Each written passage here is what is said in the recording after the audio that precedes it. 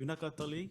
Just before Joy goes on, I'm gonna just read a little on Joy's bio. Joy Lehuanani Enomoto is a mixed Kanaka Maoli scholar, community organizer, and visual artist. She currently lives in Honolulu, Oahu, and is an executive director of Hawaii Peace and Justice, which focuses on demilitarizing and deoccupying Hawaii and the Pacific. Her scholarship has been featured in several publications, including Contemporary Pacific, a journal of island affairs, Detours, a decolonial guide of Hawaii, Routledge Post-Colonial Handbook of Postmodern Culture Journal.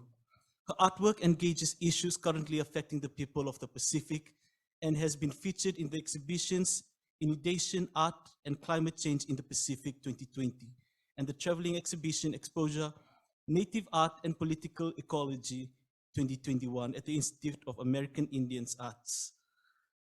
Joy will be speaking to us on RIMPAC and relations to nuclear weapons, as well as the strives to Hawaii's sovereignty. Over to you, Joy. Aloha mai kako. Can everyone hear me? Can you hear me? Yes? Okay. Yes. This is very strange. I'm not sure how my video, my presentation is supposed to be shared if I'm also on screen. But maybe I don't need to share it. Maybe I can just talk. Is it possible for me to share screen? I believe so. Yes. Yes, Joy. Yes. Okay. Excellent. I'm going to see if I can share my screen, and then we'll do this. I'll try and go very, very fast.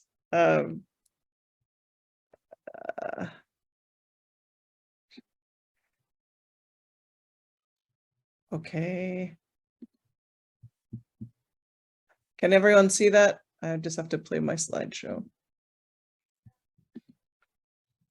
Can that be seen? Okay, excellent. So very quickly, this presentation is called Aole Rimpak, which means in Hawaiian language, no Rimpak. Mahalo to everyone for asking me to speak on this very important issue and its relationship to the nuclear legacy. RIMPAC, or the Rim of the Pacific exercises, are the largest maritime war exercises in the world. In 2022, there were 26 nations, 38 ships, 4 submarines, 170 aircraft, and 25,000 personnel. RIMPAC began in 1971, and the United States, Australia, and Canada have been present at every one. Many of these aircraft carriers are in fact driven by nuclear power. And the interesting fact is that when New Zealand declared a nuclear-free zone back in 1985, they were removed from RIMPAC between 1985 to 2012, from what I understand. And it created a rift with the United States and France and other types of diplomacy. So RIMPAC is incredibly important to the US and the Indo-Pacific Command, which is the head of the octopus in the United that is in occupied Hawaii. And it is from here, between here and San Diego, that the US controls the Pacific. Now, RIMPAC basically promotes global insecurity. And why do I say that? They are constantly, there's this constant language of military readiness. And it's really just posturing by the US and Australia and other countries to assert their presence against China in the region. Or if it's not China, then it's Japan. If it's not Japan, then it's Korea. There's always an assertion of posturing. And this is really to control trade, right? So it is also to justify an ever increasing military industrial complex. RIMPAC is famous for training regimes known for their genocidal tactics and the oppression of indigenous communities. Most importantly, one of those communities is, one of those militaries is the Indonesian military. And they come to train to actually commit genocide in West Papua. And that's just among many. Israel also comes here and trains. It doesn't even have the same infrastructure, but it comes and trains and then goes back to Palestine to reassert itself there. So there's a number of regimes here that come to Hawaii specifically to train. There's even an exercise known as the military operations in urban terrain. So they come all the way to Hawaii to be on the Marine base in Kaneohe in an urban terrain description that somehow magically mimics the Middle East. And Marines come through RIMPAC to train, and Indonesia's particular and Korea's particularly involved in this, but a lot of different countries are involved in this, to plan on how not only to take on terrorists in other countries. That's the argument. It is also now being used as a way to train military to take on social protesters, right? To take on uprisings, to take on demands for social justice and calls for peace. This training is now being used to support local police, right? So again, coming back to Talei's idea of abolition is not what they're thinking about, right? It's not about national security. It has never been about national security. It has always been about fuel and extraction in Hawaii. Ever since the US overthrew the Hawaiian Islands in 1893, their goal was to get Pearl Harbor for a coaling station, right? The vast majority of military war, right, military fights in the Pacific are still heavily dependent on the Navy. It's dependent on water. Why? Because it's like the largest body of water on Earth, right? They can't make it to the Philippines from the US unless you stop someplace for gas, right? You need someplace for fuel. This is what this is about. To fight wars in Asia, to assert your presence in the Pacific, you must control the energy and fuel and commerce lanes. It is nothing more than to protect US business interests, and at this point, and also Australian and other allies of the United States, their capitalist business interests. That's what this is about. It is not about national security. And I say that because when the Navy's Red Hill storage bulk facility leaked jet fuel into the water in Hawaii and poisoned 93,000 people, many of whom were military families, Navy families, Army families, they let those people get sick, provided little to no care. And it was activists in Hawaii that actually provided more water to the people that were harmed by the poisoned water than the Navy itself, right? And it is still only now, more than a year later, starting to defuel those lines, right? So we know that they value how important these things are. And it's never really been about, if it was about national security, what's more secure than having clean water? They valued fuel over clean water. That facility sits literally within like 100 feet over our largest aquifer, right? And then it devastates the environment. Absolutely devastates the environment. There's live fire training that takes place into conservation zones. There's amphibious assaults that crush the reefs and destroy nesting grounds, turtle nesting grounds. There's the SINK-X exercises, which literally takes decommissioned warships and bombs them with new technology, with their latest missiles. And that goes into the ocean, and all of that metal and all of that fuel and all of that falls to the bottom of the ocean, devastating. And they're devastating the marine life. Let me come back to this.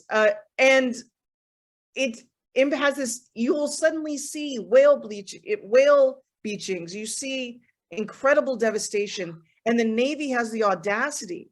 If it was not for a lawsuit by Earth Justice back in the 90s and the early 2000s, the Navy wanted to take millions and millions of marine life with justification because of military activities from San Diego to Hawaii. Okay, and it also includes Guahan in this. It includes all different parts of the Pacific in this. And they think that, and they only want to provide a small area for protection for whales, as if whales stay in one place, right? Gendered violence increases exponentially whenever RIMPAC is in Hawaii, and this happens every 2 years. You've got 25,000 soldiers coming in from all over the world, and you have nightclubs, gentlemen's clubs, right, that are inviting RIMPAC soldiers to come. Now, and the argument for many is that, you know, for sex workers, the argument is that like they can make more in one night when RIMPAC is in town than they do the whole year, right? Because they're there for those 6 weeks, they make a fortune. However, we also see, and in order to accommodate these guys coming in, you have an increase of sex trafficking, right? You have a number of rapes, violence, and murders that occur during this exact same time. However, Hawaii doesn't keep track of those numbers, right? The way that Okinawa has done that, the way that other places have done that. That research is still being compiled by different organizations in Hawaii, but we've seen it. We know what it looks like, right? Wherever the military is present, gendered violence increases exponentially. There's always this argument that RIMPAC is so good for the Hawaiian economy, and it's good for any economy, right? They bring in their weapon, they do their innovation fairs, they do these technology things with the Chamber of Commerce. It increases tourism. But what this does, this heavy reliance on any type of on war economies, means that we cannot rely on it. It removes our ability to imagine another world that relies on generative economies, that rely on food production, that rely on clean water, that allow us imaginations that promote peace, right? The idea that we honor the dead through constant proliferation of war is one of the most ridiculous arguments I've ever heard. There is no peace in a wartime economy, and the US has always had a wartime economy. It is constantly creating the next war, and it is constantly justifying the removal of indigenous lands and the devastation and the pollution. It is the largest driver of climate change in the world. The US military is the largest driver of climate change in the world, on top of having the largest budget within the United States economy. So how can you imagine other economies when more than 50% of your budget is really going to the DoD, to the Department of Defense? It's devastating. As I was saying earlier, they are allowed to threaten, right? They are able to take up to 10 million marine mammal takes. That's dolphins, that's whales. They're allowed to kill them through sonar, like incidentally, right? Through anything that's having to do with military activities during this time. They're allowed up to 10 million takes, threatening the existence of 26 marine species, right? And this is from everything, right? This is from their mines. This is from surface warfare. This is from pile driving. This is from all of these things. Somehow they're allowed permission to kill everything that matters to us, right? For Hawaiians, we come from Po. That is our origin. We come from the sea. And you're asking permission, and they're given permission to take and take and take that life, that which feeds us, from the sea. There is also absolutely no limits whatsoever on the amount of bird takes that they can have, right? As long as it's tied to a military readiness exercise, right? And so it's just sort of complete population collapse. This image that you see right here is the Marines in Kaneohe during RIMPAC or during another exercise, I'm not quite sure, destroying a pond, like several ponds that are in the middle of a bird sanctuary in Oahu. This is the kind of care, this is the stewards of the land that they claim to be, right? And they invite other countries during RIMPAC to behave like this. So you can't say that there's a concern for the people, right? So there's a protest, right? So it's very hard to do direct actions against the military in Hawaii. It's very hard, right? Because everything's behind fences and on bases and things. So people reach out in all kinds of ways. And people have been protesting since it began. Since, you know, they were protesting during Ko'olave. They've been protesting. In 2020 was the closest we ever came to it just not, the one time that it wasn't on sea, on land. It was only at sea. Turtles came back to nest. But artists have taken really creative, activists have taken really creative ways of approaching it. They've done banner drops. This year, Youngsolwara, we did a virtual exhibition. People make zines. There's also kayaks, there's kayak actions. There's any number of creative ways that activists approach, right? We do banner drops in the middle of the city. There are convoys, there are marches. But all of it really, what I really want to ask people to do though, is in 2024, RIMPAC is coming back to Hawaii and so is FESPAC. And when FESPAC comes back, when FESPAC is here, I want us all to come together as Pacific peoples to continue this legacy of NFIP, to build out from it, to create something new that demands that we have a regional presence again and build regional power. This is the thing that we must do. It cannot just be the artists having, right? It can't just be a few islands here and there. As long as the US is occupying Hawaii, it poses a threat to the rest of the Pacific. And we need all regionally and within the islands and within Hawaii, especially, to fight the US presence in the Pacific. And it seems insurmountable, but it can be done. It has been done. And so I just want to throw out that invitation to come to Hawaii in 2024, to have these conversations, to be able to think about how we're regionally going to build power. Mahalo nui.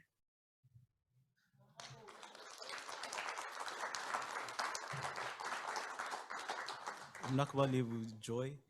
Now I'm gonna pass the mic to Ronny. Just before that, I'd like to introduce Ronny. Ronny is Canberra-based Free West Papua activist, creative and a cultural diplomat and healthcare educator.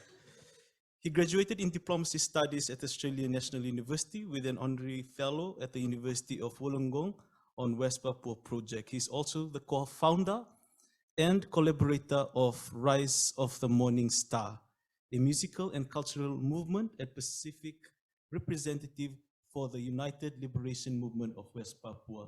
Ronny is gonna be speaking on answering the question of why solidarity matters for self-determination for the people and the continuation for an independent Pacific or NFIP. Ronny. Wah. My guy. Before I begin, I just want to acknowledge the space we all gathered today, those online, paying respect to those who have gone before us, fighting this battle that we all today hear a lot in our discussion already. And in the case of West Papua, as Indigenous people, we continue to fight for that basic human dignity and the land rights. And as we gathered here, there are many that have died simply for the symbol that the flag of of West Papua, or the ideology of sovereign people. Those who have also sacrificed on the front line. And this is the moment I just want to pay respect for them. my elders, and many elders in our fight. And to be here as well amongst the presence of the elders, the pioneers. This morning when we hear the opening from Reverend, that we Indigenous people in the Pacific pay the price for the war, the conflict, the genocide, the ethnocide, and followed by the continued resilience, which our Auntie Hilda mentioned about. And that is the heart of this conversation or the conference, that I'm here amongst you all, that I'm honored to be hearing our elders sharing their story, the community resilience, and that is very critical, and it matters, even in this day and age where we talk about the changing climate, we talk about the neoliberalism concept in the terms of militarization, which already been discussed. But it's also important that we talk about the resilience, community resilience, learning from the past, our elders' voices. There were some of the audio archives, and hearing directly from Auntie Hilda. It reminded me that this conversation, as today we'll be hearing a lot as well in the next day, but one of the outcome would be how we as Indigenous people continue, learn from those who have gone before us, and really consolidate that effort and that energy, and shifting that narrative, come back to the terms and conditions that we want, the very future that we see within our society. The vision that has been established through the NFIP, the nuclear-free and independent Pacific, which was emphasized earlier. Independent Pacific, what does that mean to us as sovereign people? Are we continue to be playing into the intergovernmental spaces that it is the agenda set by the Western countries? We see that happen a lot. And even within the intergovernmental forum spaces in the Pacific, the coloniality practices continues. And this is where I wanted to show a case of this in one of the slides.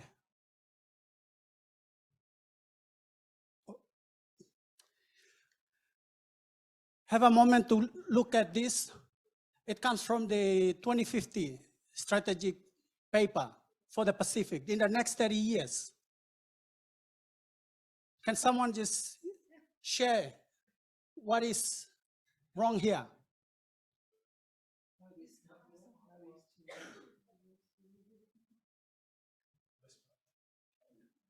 Yeah, it raises the question, Papua New Guinea is Pacific, whereas West Papua isn't?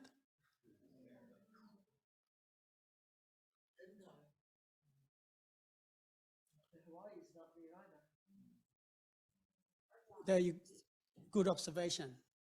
Thank you. Thank you. So yes, we can continue to address the Western policies, the imperialism, colonialism, but if it's not also within the spaces that we engage in, the non-state actor spaces, and also the state actors within the Pacific, then we ourselves continue that coloniality in the spaces. So the message for me, like having this conversation for West Papua case, anything that one can imagine under the sun of human rights abuse has been already happening and is continuing to happen. I saw there was that mapping earlier by one of some of the researchers there. If only there's been also mapping of the aerial bombing since the 70s up until 2 years ago. It continues. Influx of internally displaced people in our own land. over 60,000 internally displaced since 2018 up until now, and local churches have already made numerous submissions to the UN Human Rights Council, also calling through the Pacific Island leaders to make that same call. But again, whose agenda we at this stage is basically at. And while that is happening, just this month, just in August, Indonesia renewed its military drills and exercise with the US, which Joey also mentioned earlier. But it's happening in Indonesia, and West Papua, the island of Biak, is now one of the sites that is going to build the SpaceX launch pad, which is Elon Musk's project. And that's already underway, the discussion. So this is all in the interest of the West, the US, and with AUKUS already been mentioned, strategic alliance, but it comes at the expense. And we as Indigenous people are paying that price. So in terms of community resilience in West Papua, there is a need for that continued engagement, that solidarity that has been built in the 70s and in the 80s through the NFIP movement. And we see this, the decolonization, which is an unfinished business for West Papua case, Maui Nui, Kanaki, Bougainville. This national self-liberation struggles is also part of the ongoing conversations that we hear today in the spaces. And it's very critical as well to engage those voices. And I'm thankful for the organizers here and this amazing Pacific Voices team here, that as young leaders, that we're addressing the issues that we all fought for within the local community, within the region that we engage in. It's always important that we are also held accountable. We know that we are the change that we need for the future, for our children. Until we are not held accountable, it's easy for this kind of mapping, erasing of a nation of people, which we call as Pacific family. And that is the message. I want to kind of like let this image kind of like be seen. And it's a shame. It's a shameful thing to see that our Pacific community missed this. When we talk about all these issues in the region, yet we overlooked, or because of whoever's interest and agenda that is on the table that has really led to this next 30 years until this 2050. So that's just some thoughts to think as we also kind of like having this conversation, which I'm also looking forward is the Indigenous caucus. And that's something that I really hope and continue to wanting to learn and what we could build from this. Again, thank you to be amongst the presence of some of our greatest, and it's humbling. Even just before coming here, one of my elder or leader, Rex Rumakiek, he knows that I'll be participating in this conversation. He sends his greetings to some of the leaders, and thank you very much this morning to see the Free West Papua and the leaders that involved in the 80s and come onwards. And yeah, he also did send his greetings. So it's great to see Auntie Sue and Hilda and of course Sister Sina and everyone else, and love to connect and build from this, the energy and what has been already laid down. And for us, the challenge for us as new generation, new leaders, to be held accountable and how we wanted to take this fight together moving forward. Thank you. Free West Papua! Merdeka! Merdeka! Merdeka! Merdeka! Merdeka! Thank you too much, Ronnie. And again, going back to our one of our speakers, Talei's recording, within this strength we will find unity. Now I'll pass the platform to Mary, who's gonna be speaking on the works that the Pacific Youth for TPNW have been doing. Mary. Thank you, Ronny. Bulavinak again to everyone. I can't really talk about the treaty without acknowledging our Matuas. So we would like to acknowledge collectively the will to defend our land, seas, and skies from nuclear colonialism. United the Pacific grassroots anti-nuclear and independence group under the Nuclear Free and Independence Pacific movement from the mid-70s. This led to the drafting of the People's Charter for a Nuclear Free and Independence Pacific, which advocate for a comprehensive nuclear free zone and the recognition of indigenous rights throughout the Pacific. So thank you so much. For the Pacific Youth for TPNW, this meeting, this year, they had the first meeting of the Treaty on the Prohibition of Nuclear Weapons took place in Vienna in June to June 21st to the 23rd of this year. The Pacific Youth for TPNW saw the need to convene and really come together and draft our policy and how does the TPNW look like, or how can it relate to us. So one of the things that we did was really consult from grassroots, civil society to state parties, and really come about and push for Articles 6 and 7 on environmental remediation, victim assistance, and also international cooperation and assistance, and pushing that Article 6 and 7 to be an agenda on its own, which was successful in the meeting. Not taking so much of our time, we call for the full implementation of Article 6 and 7, and also the following recommendation for the states to draw on lessons learned from other humanitarian disarmament treaties, such as London Convention on the Prevention Marine Pollution by Dumping of Waste and Other Matters, Anti-Personnel Mine Ban Treaties, Convention on Certain Convention Weapons, CCW, Protocol 5 on Explosive Remains of War, and the Convention on Cluster Munition. This treaty can, for us, we see this treaty can assist the parties in making sure to really covering all aspects of Article 6 and 7, where nuclear energy and so forth aren't covered in this treaty.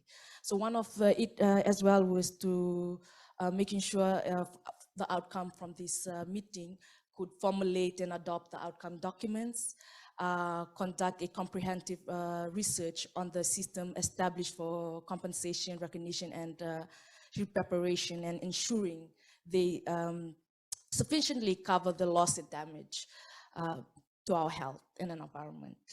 Third, ensure full participation and respect for dignity of survivors and affected communities in all stages of assessment, planning, implementation, and monitoring and evaluation of needs assessments, while promoting Pacific principles and values that includes community focus on families, kinship, respect, custodian, and protocols. Fourth, address concern for the security and eventual removal and cleanup of the nuclear waste storage site within the Marshall Islands and Mahunui, especially in the light of impending threats to the ocean and the marine resources caused by rising sea levels. To also continue on the work that we are currently doing now, at the first MSP, there was Kazakhstan and also Kiribati appointed to head Article 6 and 7. So our ongoing conversation on this for Pacific Youth for TPNW was really convene everyone on the 29th of this month to really come together and see the next step, which is how does the positive obligation look like to us. So that's on, that will be on 29th of this month. So again, inviting us and our matuers to come together as experts, as matais of the land and ocean, to really continue to shape how we wanna go about this positive obligation trust fund. Yes, and the importance of also pushing and welcoming other state parties to sign and ratify the TPNW for the betterment of our future, and also for the safeguarding for what is remained for us, and also asking for everyone to come on board and take ownership of our rights and our human dignity, like Ronny said. So yes, I'll end it here. Should there be anything, I'm sure we can open that up. Just a final question, I guess, to the panel, if they could just, in one sentence, what future do you hope for the Pacific? And if you could just share this with our family, our whānau here today. You can start with Mary and we'll...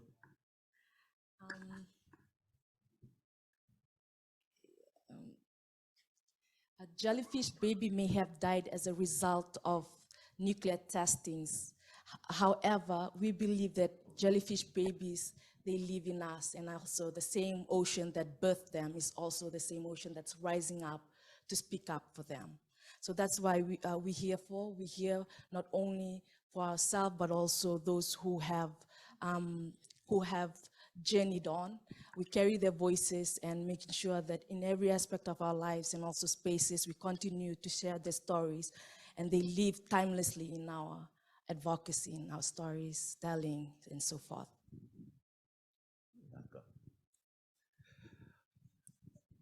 I probably earlier on making a response to Reverend in terms of Pacific is not free until everyone. And yeah, that comes from the words of late Father Walter Linney. And that's also the dream that Pacific leaders, we need people like Auntie Hilda. We need the next Father Walter Linney. We need the next late Teresa Tewa. These are the people that, you know, the voices we need to be able to continue the legacy that they've left and to build on that. That's the Pacific that, yeah, I would love to see moving forward. I want to see a Pacific where Australia is not a bully to the Pacific, and there is land back to Aboriginal and Torres Strait Islanders, because what Australia is doing at the moment is bullying and, I mean, oppressing so many other people throughout the Pacific in the process. So yeah, that's my personal opinion. In a conversation with a member of the NFIP,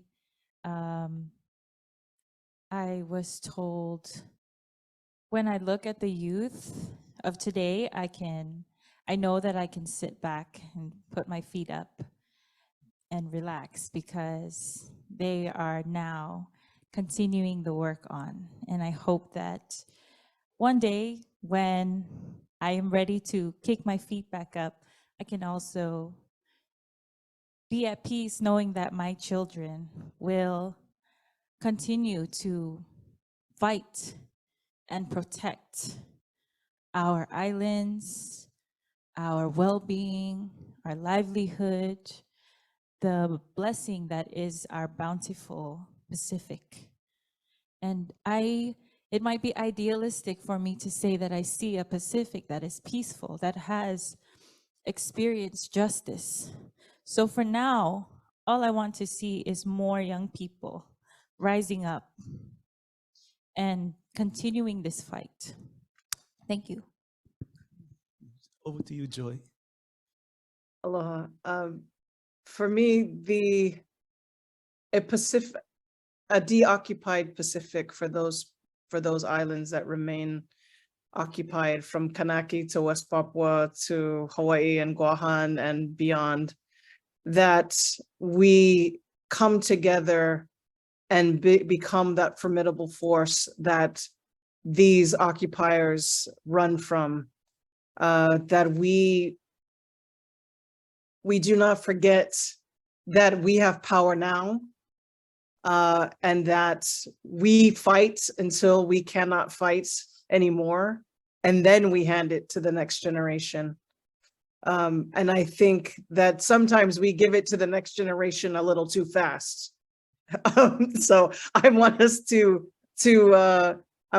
be great mentors and advisors and support, and until our last breath, we fight for liberation in the Pacific and in the world.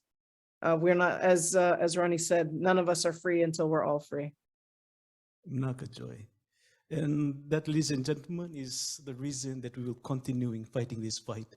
And we will not be here without the support of the Matuas, the ones that has gone before us, and your continuous ability and love for young people to continue in this fight together to protect our Yaumbula. Yaumbula in Fijian, or indigenous Itoke, indigenous Fijian. Yaumbula is directly translated to treasure life. And that is our land, our oceans, our people, our culture and tradition. Naka wakalivu, and may you have a blessed and wonderful afternoon, evening. Naka.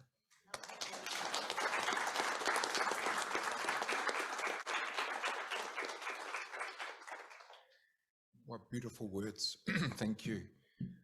I'd like to add that being Indigenous means that we are not individuals. All of our family here, our guests, I don't want to call you guests really because this is our home together, but they all carry other people. We all carry other people with us, our families, our communities, our nations.